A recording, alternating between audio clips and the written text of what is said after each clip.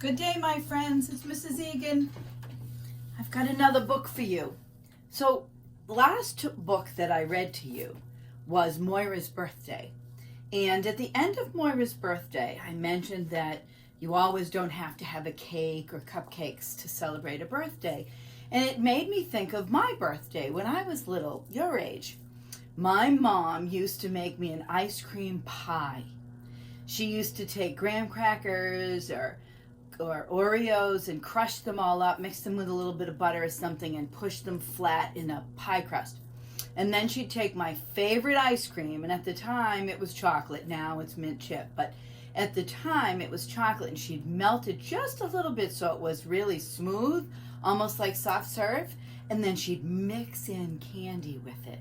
And then she'd scoop it out into the pie plate, and then she'd cover it with colored nonpareils, you know, those little balls of candy, and then stick it back in the freezer. And I remember having a birthday party, and that's what we had. We had pieces of pie that were just made out of, it was kind of like just melted ice cream that mixed in. So I was thinking that there's all kinds of things that you could do for your birthday. If you didn't have cake mixture, or you could make a hamburger and then you could put a piece of tomato and then a little piece of pickle on top, kind of pretend it's a birthday cake. You could make birthday foods that are your favorites that have nothing to do with dessert. You could make a cake out of mud. I was reading a recipe book about somebody who made mud pies all the time, and she would go pick little bitty flowers and decorate the top of it. I thought that was kind of cute. You can always go outside with some chalk and do some coloring and color your birthday dinner. In our house, when somebody has a birthday, they get whatever they want. And I think I mentioned that Ben had a birthday last week, and we had chili because that's what he asked his mom to make. And then we had a little bit of ice cream afterwards. He didn't really want anything fancy. But I have another book for you. This is one of my favorites. I know I say that all the time, but this is called The 7 Silly Eaters. And you know that I always have a story for the story, right? The story about the story is the author, Mary Ann Hoberman, happens to be more likely a poet. She was the young people's poet from 2008 to 2011. Actually, probably before many of you were born, but not that long ago. And I think you'll know why she was chosen to be the poet laureate once you hear the story. I love this illustrator. It's illustrated by Marla Frazee. And I have another book I'm going to read to you that she did. And I want you to look at this story as best you can from where you're sitting. And then when you have me read this other book, I want to see if you can recognize the same kind of illustrations, because in this book, Marla Frazee, and in the other book, she does a very similar thing with her drawings, okay? So Mary Ann Hoberman wrote The 7 Silly Eaters, and it's illustrated by Marla Frazee. I think this is the only book that I have where a lot of the picture goes around and then it's just a big square in the center. Sometimes it's the illustration and then they just write the words across it. This one has a big square plaque, like in the center. Okay, this is a hardback, so we're going to knock to come in, right? Very lovely color, similar to the front, right? The same soft yellow. What does that make you think of? Makes Mrs. Egan think of butter. Butter. Here's the half title page. The 7 Silly Eaters, written by Mary Ann Hoberman and illustrated by Marla Frazee. And it's Brown Deer Press is who, it's a affiliate of Harcourt Brace and Company. So this is a picture of a house. They're kind of out in the middle of nowhere. So one of the things about this story I want you to remember is that they don't have, other people don't come into the story other than the family. And it doesn't seem like anybody but the dad goes anywhere. Kind of like what we're doing right now, many of us at home, okay? So here's a dad. He's holding a saw. That's a hint that maybe he had something to do with building the house, because there's a ladder and there's a cut down tree and there's a wheelbarrow, and right there is a whole box of tools. And here is a lady and she's got a big belly, and we know oftentimes a big belly, either you're chunky, you've had a little too much birthday cake, or you might be carrying a baby in there. And that's what happens in this story. So the dedication from the author is for Debbie, Jane, and Richard when they were very young. And the illustrator dedicates it in celebration of my Sito, my Fudgy, Kalel, and the love so freely given through her daily work. Not so long ago, they say, a mother lived just like today. Mrs. Peters was her name. Her little boy was named the same. Now Peter was a perfect son in every way except for one. So here's Peter. There's Mrs. Peters and Mr. Peters. And does anybody know what she's playing? I'm guessing a cello. So she's a musician. And I think Dad must be a builder. When Peter was just 1 year old, he did not like his milk served cold. He did not like his milk served hot. He liked it warm, and he would not drink it if he was not sure it was the proper temperature. But Mrs. Peters did not mind. She was a mother sweet and kind, and when his milk spilled on the floor, she patiently prepared some more. She'd take the bottle from the shelf and chuckle softly to herself. What a silly sort of eater is my darling baby Peter. And here's the doggy eating the spilled milk, and here's Mrs. Peters. She's making more milk. There's Dad taking Peter out of his high chair. When Peter had not yet turned 2, another baby sweet and new was born. Dear Lucy, small and fair, with big blue eyes and curly hair, kind of like Mrs. Egan. She's a little smaller than I am. But long before this child was grown, she had opinions of her own, of what she'd eat and what she'd not. She hated milk, both cold and hot, and warm was worst of all. Instead, whenever Lucy dear was fed, she bellowed for pink lemonade, not from a can, oh no, homemade. Do you remember that word bellowed? We had that in another book. It means to say it out loudly. She bellowed. It comes kind of from your belly. So here she is. A lot of people, anybody at home got babies like that? They can make a lot of noise when they want you to know what they want, huh? She wanted homemade pink lemonade. But Mrs. Peters did not mind. She squeezed each lemon to its rind while mopping milk up from the floor and patiently preparing more. She'd take the lemons from the shelf and giggle softly to herself. What a silly pair of eaters are Lucy dear and Peter Peters.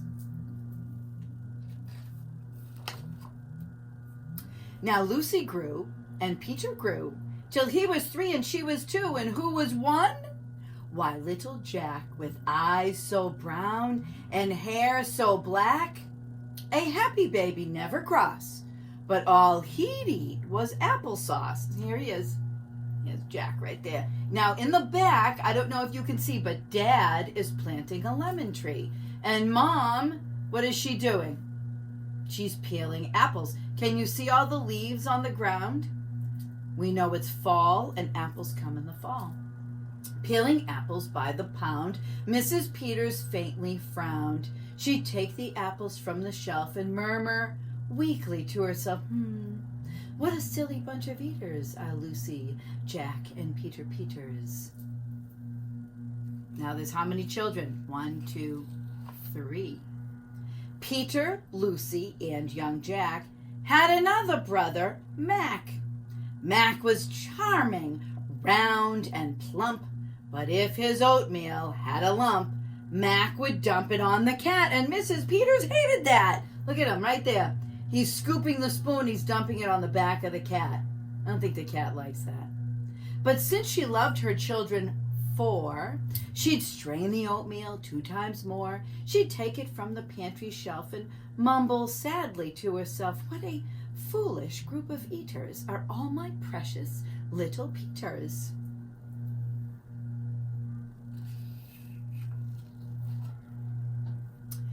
Before another year was through, who came along? Why, Mary Lou is a baby. Right on, Dad. He's got, in his front pocket, if you can't see it, he's got some baby lotion. Dad must help a lot with these kids because we always see him holding the children or bringing something in. She was darling, sweet, and bright, and had a healthy appetite. That is, as long as she was fed soft and squishy homemade bread. Poor Mrs. Peters got no rest, but still she did her very best. She'd take the flour from the shelf and mutter feebly to herself, "What a fussy bunch of eaters are all my lovely little Peters." Now she's got 5 children, right? That's a lot of children. A year rolled by, the children grew. They really are a splendid crew, sighed Mrs. Peters, pinning pins and diapering her brand new twins. Little sisters, quick and smart, impossible to tell apart. But Flo liked poached eggs and Fran liked fried, and if she mixed them up, they cried. Tired to the very bone, Mrs. Peters groaned a groan. She'd take the eggs down from the shelf and whisper weakly to herself, "What persnickety young eaters are all my 7 little Peters." I love that word, persnickety. Means picky. Persnickety. Now time went by, as time will do, and as it passed, the children grew. The problem was that as they grew, their appetites kept growing too, but not their choice of what to eat. Each child continued to repeat they wanted what they'd have before. The trouble was they wanted more, because when you get bigger, you want more food, right? Your body needs more food. So here's Peter, and here's, what do we have here? What's her name? We've got Mac, and we've got Jack, and we've got Mary Lou, and Fran, and Flo, and I don't remember her name. Anybody remember her name? We'll get it in a second. Creamy oatmeal, pots of it. Homemade bread and lots of it.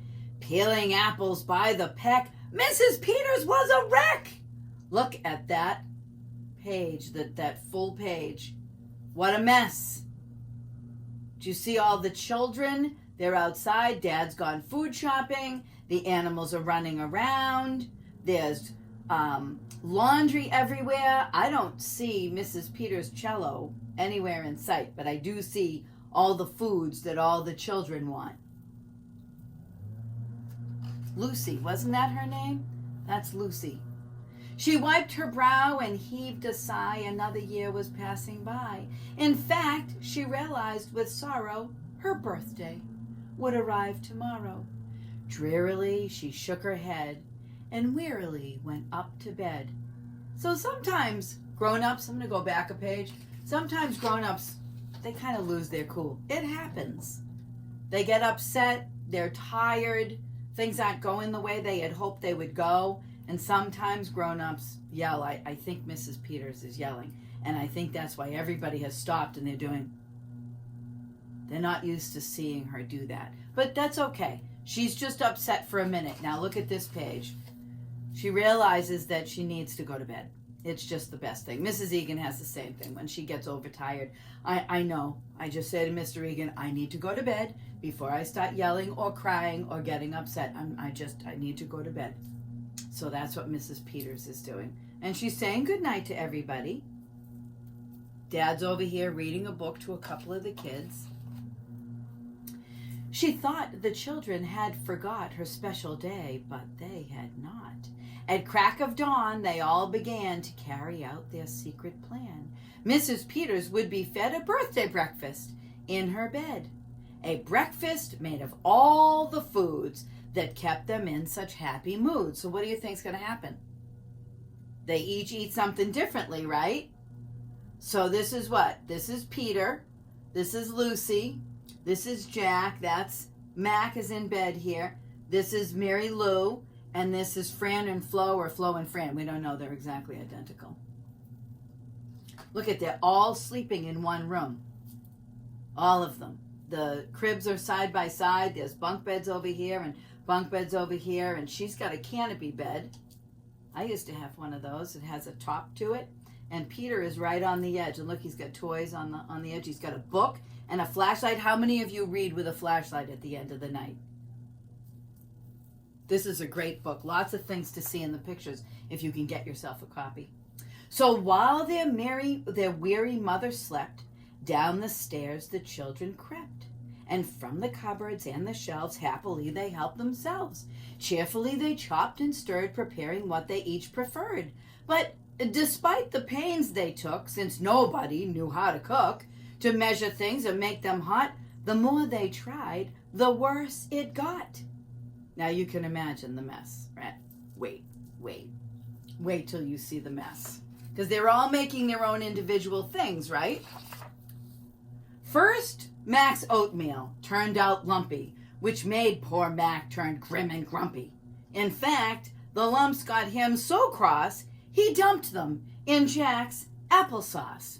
This bothered Jack so much that he threw it in the dough of Mary Lou, who tossed the mishmash that made straight into Lucy's lemonade. And that put her in such a huff that she poured the icky sticky stuff into the double frying pan that held the eggs of Flo and Fran. Look, she's like, she's got a bad face on. She is not happy with the mess that's in her pitcher, so she dumps it in their pan. That held the eggs of Flo and Fran, who flung the hodgepodge on the spot into the milk in Peter's pot. See that? The last thing right there? Oh dear. Oh dear. But when they saw what they had done, they wished they'd never had begun. They'd hardly slept a wink that night, and still things hadn't turned out right. And even though they tried their best, it hadn't worked. They were depressed. They'd be in trouble, too, unless they found some place to hide the mess. The oven seemed the perfect spot. They all forgot that it was still hot. They stuck the pot inside, and then they all went back to bed again. Do you guys see this? See this mess on the floor? Now, do you remember? They have animals, right? They have one dog, and they have 1, 2, 3, 4 cats. There might be more, but I only see 4. Okay? Let's see what happens. The clock struck 6, but on they slept. Meanwhile, their mother softly stepped down to the kitchen, smelled a smell. What could it be? She could not tell. It smelled so good, she sniffed some more, and she opened up the oven door. Oh! She woke the children with her cries. They all came running in surprise, and in the kitchen, what they found was Mrs. Peters dancing round. And in the oven, no mistake, a pink and plump and perfect cake. Now, can you see the animals? The floor's all clean now, right? Who cleaned the floor? I'm thinking all those animals with the big bellies. Look, the dog's even lying on his back. His belly's so big. I think they licked up every little bit on the floor, and every pot and pan is licked clean. Hopefully Mrs. Peters will still wash those and not think that they're actually clean. And as their mother danced with glee, she cried, "A birthday cake for me? A birthday cake still piping hot? To think that I thought you forgot. Now tell me, please, how did you make this pink and plump and perfect cake? So high and light and smooth as silk?" "It's smooth as silk from all my milk," said Peter. "Lucy said it's pink from all my lemonade, I think. And from my apples," added Jack. "My oatmeal made it soft," said Mac. "My bread dough, too," said Mary Lou. Said Fran and Flo, "As for its size, it was our eggs that made it rise." Then everybody sniffed some more and danced around the kitchen floor.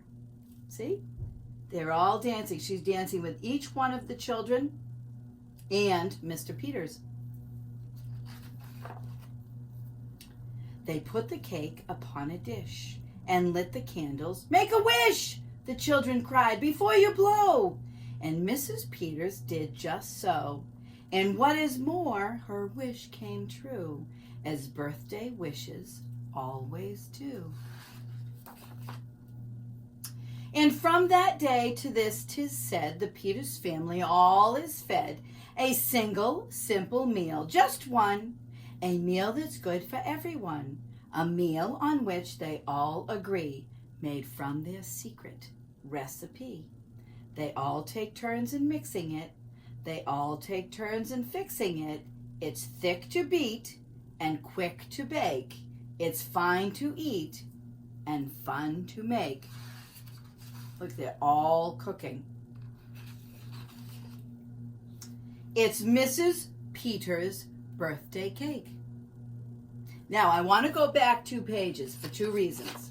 One, I want to show you on this page where they have her birthday party.